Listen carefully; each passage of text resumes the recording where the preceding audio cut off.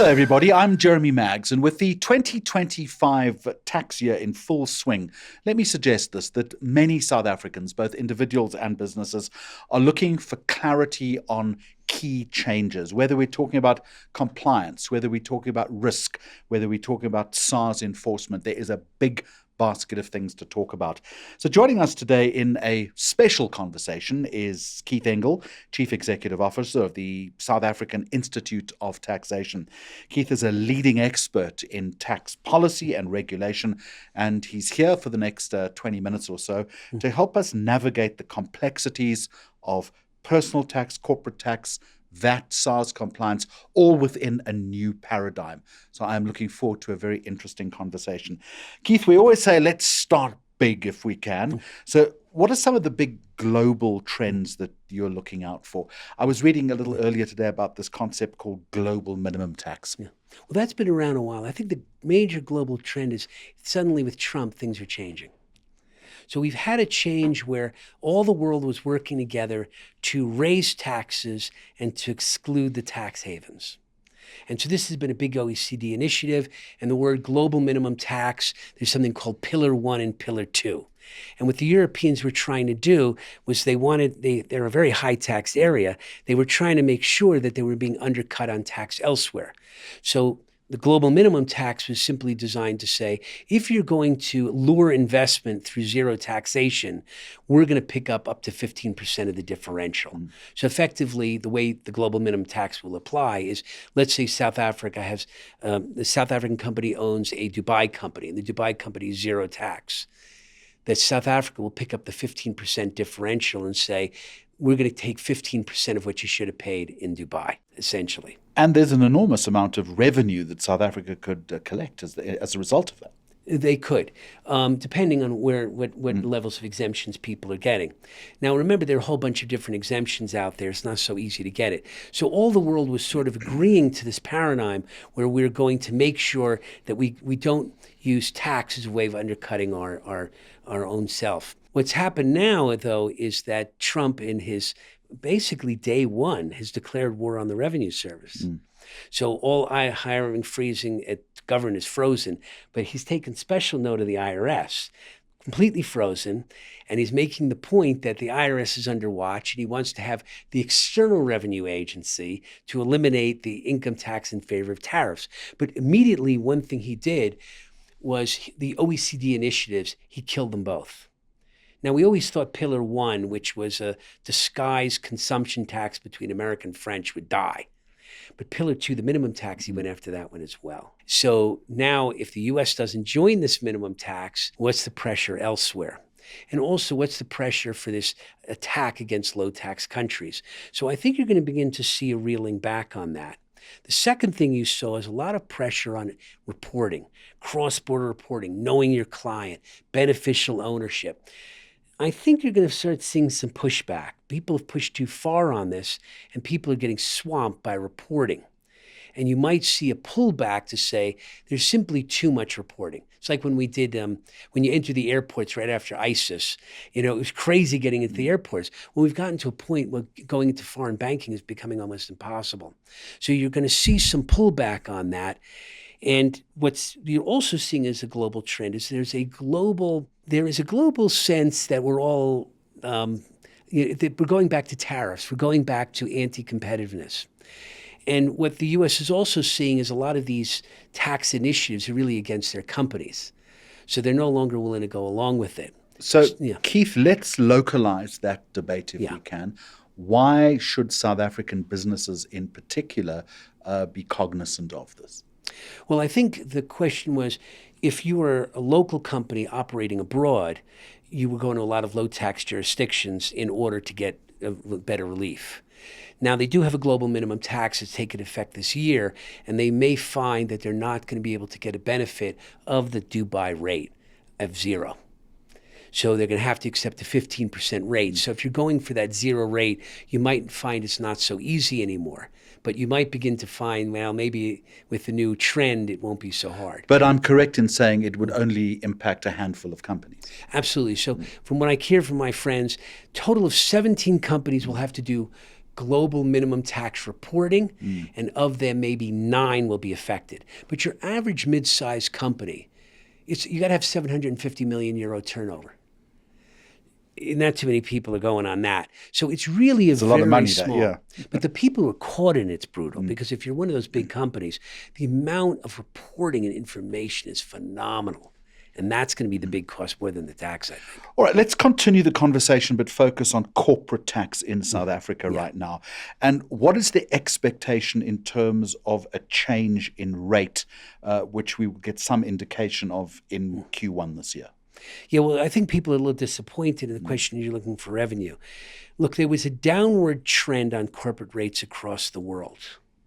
So the push was, I think the average rate is about 23.5. But again, if you take out the tax savings, the average rate across the world is about 25. Now, again, we saw some noises. Well, we need more revenue. Should we raise the rate? And I think if Biden had won, maybe we would have had that possibility.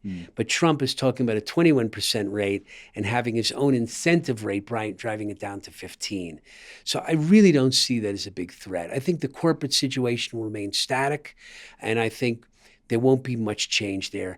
And, they talk about a few things around energy, but I'm not seeing a major drive. The biggest one is you see some white papers. Certain industries like the hedge fund industry, they're wondering whether they should tax that more. So you might see some selective targeting, but I don't see major change for corporates. What about carbon tax? Well, the carbon tax, they're looking to ratchet that up. They've actually built it into their whole system. I think the government's committed to that. They don't. Even maybe Trump may reverse, because you can see he clearly doesn't care about the environment for whatever the reason, whether you like it or not. So there is a commitment that we're going to keep raising those carbon charges, and the question is, can we meet them? And I think we're going to stay on that pro-environmental path, and that will be. And the problem is it's only affecting the bigger companies, but a lot of people are not owning up to it. And again, it's a compliance issue, because now you've got to have a whole bunch of different experts and so forth. So I do expect the carbon tax to continue on the trail. That's one compliance risk for business in South Africa in 2025. What else are you concerned about? Well, just in terms also environment, the Europeans are also committed. So the biggest worry is your goods, if they're too carbon intensive, you're not going to be able to go to Europe. So that would be the other risk that I would see in terms of the carbon space. But what do you mean by what other compliance risks? Are there risks? other compliance risks that corporate South Africa needs to be aware of at this time? Well, I think the key is increased reporting. You're just going to see this across the board. So you see this very much in the wealth space, this beneficial ownership. That's been going on for the last year. And the issue is we want to see where the money is flowing. We want to see who really owns what. We don't want to see disguised fraud. And a lot of times... that's a good thing, right? It is a good thing. I agree with that. I think it's a good thing. And if you want to get off the gray list, you're trying very hard to show that we're very transparent. The difficulty for corporates is, while theoretically it's a good thing, it becomes very burdensome. And, and you make small mistakes and you can face big fines. So now you're putting a larger number of people on reporting. It's slowing your business down, and it becomes a distraction. And this is unfortunately where we are at. But it is a problem, even if it's good in theory. So, Keith Engel, if we have a ratcheting up in terms of reporting, how should companies then be structuring their tax planning to meet that requirement, but also to stay compliant? Yes, well, I think one of the things, they've got to put more into their compliance teams. And sometimes what you find is companies are trying to save money, and they're trying to cut back on those teams. And you really can't. It's penny wise and pound foolish. So it's watching your numbers more closely. It's making sure you're sending out more information, reporting of all levels. And you've got to really be tight on that. And unfortunately, people say they'll do it, but then they don't want to because they're trying to cut cost. And it's just doing what they always should have done, but it's an accuracy of numbers. So here's where the big problem is. Every transaction has an accounting effect and it has a tax effect, and they're not the same. Most companies keep a very close eye on the accounting, but they don't watch the minutia when it comes to tax. They do as an after-the-fact kind of compliance. And getting the systems right is really expensive. But if you make mistakes, it's like small mistakes that will pick up and ratchet up very, very quickly. And I think people just have to make the investment in getting their systems to broach that accounting tax conversion. And there's hope and there's dreams, but people are just not getting there. What makes a good compliance team within the idiom that you're talking about right now? Well, I think what you need to know is that when you get your numbers, are you in control of your numbers? Now, that's easier said than done. If you're a large company, your revenue flows are huge. It's even payroll becomes a big issue. You know, you small mistakes and they go through. And so it's really watching small numbers and understanding the transaction. And the difficulty is you might know the numbers coming from an accounting point of view, but what is the tax effect? And you need to know at a ground level. What happens is people, they pull the whole thing together at a top level. So they do all the accounting numbers, they aggregate all the numbers at the top, and then they want to unscramble them and say, oh, what happened from a tax point of view? But you go, you can't do it at a top level. You've got to actually do it at a bottom level. And that requires a lot of systems changes. And frankly, this is where AI is going to have to come in and save people. If we have time, we can talk to the whole AI issue in just a moment. Are there any changes in terms of tax when it comes to hybrid working models? Oh, you mean people working remotely? There has been some discussion. It's dying down a little bit because now we're seeing a back to work movement going on. The biggest danger has been for a while is, okay, you've got a remote worker, you're out of London, right? And you want to you want some UK people come and visit here. Now, the problem with that is they might work here and then, okay, they're going to have to pay SA tax, right? But the other problem is that South Africa might say the company is operating here and the company corporate tax will be affected by the individual coming here. And our rules, we're pretty tight. We're not looking for flexibility to remote. So you can find yourself an accidental taxpayer by virtue of what your employees do. And that's the danger in that. And then you might find it two ways. A UK person comes here who's an employee, or a lot of companies want to have cheap labor. And they say, look, some South Africans can do the work. So we're going to hire 20 South Africans. They're going to work for their homes. They're going to send all that stuff in. And they're going to find that South Africans are going to say, wait a minute, you're actually doing business here. We want a piece of the tax. So it's accidental taxpayers, so to speak. Just before we move on to personal tax, is there any new thinking when it comes to employee share schemes? I haven't heard a lot on the employee share scheme. I spent a lot of time on that. It was a big BE issue at one point. I'm not finding the big push in there. And on the incentive schemes, we've settled that area pretty much. And I just haven't heard noise, unless you've heard otherwise. My members, it's what it is. It's if you have incentive schemes, you will be taxed when you cash out. Keith Engel, your ear is far closer to the ground than mine on that particular issue. So let's turn now to personal tax, which is also obviously the big thing as far as most South Africans are concerned. Are there any key personal changes for the 2025 year that you're anticipating, and particularly when it comes to tax bracket adjustment? Well, this is always the issue.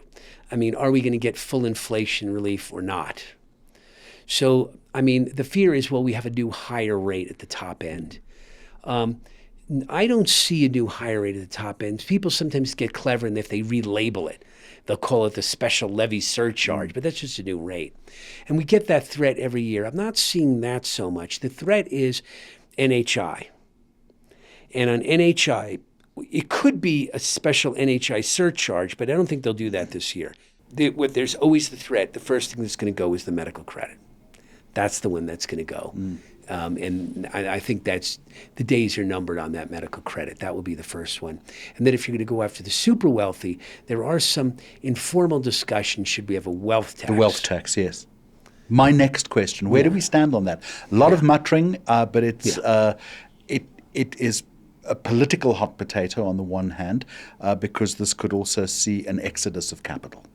Yeah, well, it's... The thing is, on the wealth tax, we go back. Remember the Davis Commission, they were big on that. And they read the Picardy things. And they were pushing on that wealth tax space quite hard. But then when they looked at it closely, they said the bulk of the money is in enforcement.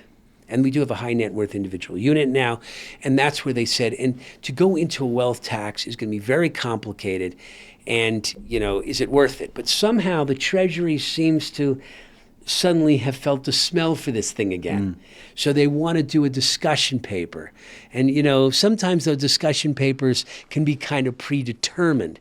So a wealth tax is not a tax on income, but it's a tax on your total assets. Now, the fear of this tax is if you're going to get money, you're not going to be going after just the super rich.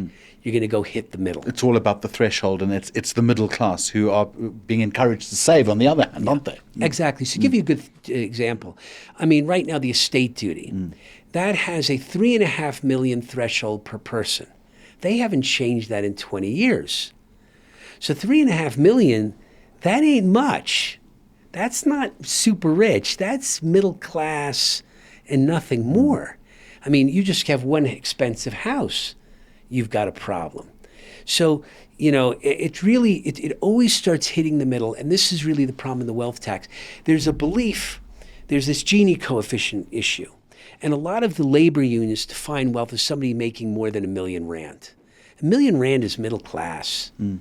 And they've gotten lost in the inflation numbers. And so there's always this ever threat. And you can see that the threat's a little worse right now, because even though we've got a better SARS, they didn't get enough money. They fell short. And so this government says, I need more money. And so we just have to do what we have to do. So I can see that wealth tax floating around. But they wouldn't be able to enact it this year. It would be just a discussion paper. Any new thinking on capital gains? Well, you see, that's another one. They could tinker around and knock up the capital gains rate a little bit when they get a little bit desperate. And sometimes they play that game. Should they be playing on those marginal rates? I'm not sure how much they're going to get out of it. So again, you could play with the transfer duty. You can fool around with a few little things. I don't know. This is the problem. Every year in January, there's a big scream about we need to raise taxes. At the end of the day, this minister is the same minister, very similar to the prior ministers. And they're like, I think we're tapped out. And the bottom line is we're tapped out. You can relabel it. You can do whatever. And unless you're going to go after the super, super rich, which is not enough money, we're tapped out.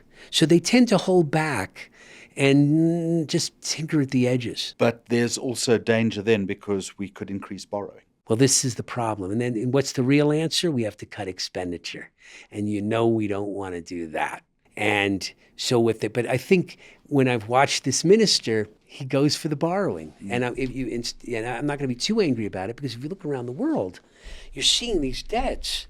Now, in the United States, for example, nobody's talking about deficit cutting. They really are getting out of control. Look at Europe. It's the debts are out of control at this point, and I think we're going to just keep slipping on that one. Of course, if we're tapped out, we could always look at value-added tax, but we're not going to do that, are we? No. We keep going back. I don't know what. Look, the reason why the value-added tax comes is that there's always this push by the ANC and people who are the left to raise income taxes, because that's where they want to go. And then the industry pushes back and goes VAT. But I don't believe anybody on the inside is going to raise the VAT. And indeed, now they're talking about zero rating. Now, I think the Treasury is opposed to zero rating and the SARS is opposed to zero rating. But my understanding is the president wants zero rating. So the only issue may come is... Because it's politically advantageous. Absolutely. And I think, to be honest with you, I'm in favor of zero rating. Now, I could get thrown out of my whole industry for that. My feeling is the tax system is here for us. We're not here for the tax system. And yeah, there's some arguments to be made, but I think certain items should be zero rated and making it easier. It has too much of an effect on the poor. And that's that. But the question is, where do you fill the revenue hole? And then you might find some small ways of picking it up somewhere else. Maybe excise taxes on luxury goods, sugar taxes, which don't think is a great idea, but yes, they talk about that. You might find they'll try to cover it in some other way. Solar energy, for instance, is a popular one. People have been looking at saying, well, do we tax the panels? Do we tax the inverters? Do we tax the batteries? That's right. But again, it's nonsensical. Do you want to have an energy policy or not? I kind of go, what are you doing? Oh, but there's money in there. I go, okay. But you do find on the consumption side luxury taxes. That's really what it is. Cigarette tax, beer taxes, alcohol taxes. When you really look at them, they're really But that's a just given. luxury. That's a given every year, isn't it? It is a given every year, but it really is luxury taxes because they feel you're actually wasting money.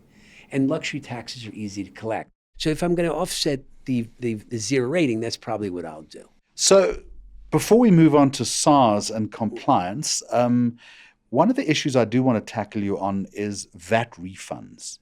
There have been a lot of criticism of SARS about delays. Are things turning around in that respect? Well, this has been going on and on, right? I mean, you've been hearing this since the The Manana noise, era. the noise is getting louder, though. Yeah, it seems to be getting louder again. Now, the issue of the VAT refunds is that when you pay out a refund, SARS wants to do an audit check, a verification audit. And they do that verification audit before the money goes out. Well, by having a manual process before your refund goes out, it slows it down. And then SARS is worried about fraud. So the other issue is getting people to register. So on one hand, they want them to register, but they don't want them to register for refunds. So you get into all this battle again. You do find that, and I think SARS is going to tell you that it's an issue of compliance. They're worried about avoidance. And then the counter is some of these systems, and it's really about a risk engine. You have to have a good risk engine to pick up where the avoidance is. Simply because you're demanding a large refund doesn't mean there's an avoidance. And so some of the problems are always coming around that risk engine, either being too narrow and SARS being afraid of fraud, or being too aggressive, and then all of a sudden the refunds get stopped. Let's finish this conversation with a look at SARS, as you mentioned a little earlier, on the back foot in terms of revenue collection. Yeah. Are you expecting in the 25-26 tax year for the service to be more assertive in the way in which it's collecting and ramping up auditing? Well, I think every year they're trying to, because I think the commissioner is under pressure. And the bottom line is the government wants him to reach its target. And if he's a little over, if SARS is a little over aggressive, I don't see the GNU/ANC being too upset about it. And that's the politics are in favor of more enforcement. But I think there's only so much they can do. And on the other hand, they undermine themselves because if they want better enforcement, they need to give the SARS more money, and they're not giving SARS more money. So I think they're always trying to pick up revenue activation, but I don't think anything unusual. If they're going to do better this year, it's a question of the economy being a little better. But the way in which they are operating has been assisted by digital tools, including artificial intelligence. Some of it. I think the problem, though, is that a lot of times it's systems control. So you're checking a lot of people, but there's a lot of pressure of burden of proof, that people are being excessive requests for burden of proof have come in. Sometimes you're seeing that you're printing out things that are really not verified, and it's sort of, I don't think it's intended this way, but there's a feeling of, I'm afraid of SARS. I'm not sure if they're right. I'll pay. So there's a feeling that that's kind of going on in the system where SARS is being a little bit overly assertive. AI, maybe it's there. I'm not a big guy on AI. I love AI and the concept. AI is not nearly as advanced to do the things they want. Yet. I think it's good. It's like having in law, right? So I've looked at U.S. legal programs. You can ask some good stuff in there, and they can give you some answers. But it's like having a first-year associate. It's not strong enough to do those other things. Oversight and supervision is critical in that respect. Absolutely. And there's a lot of stories around people who relied on that in their court cases and they've blown up. But the AI, it's smart as a first-year associate. It can't do this magical risk engine stuff for you. It can't be your Einstein. It's an AI assistant, and that's all. Maybe in 10 years, but not now. Keith Engel is the Chief Executive Officer of the South African Institute of Taxation. Keith, thank you very much indeed. Thank you. It's always an honor.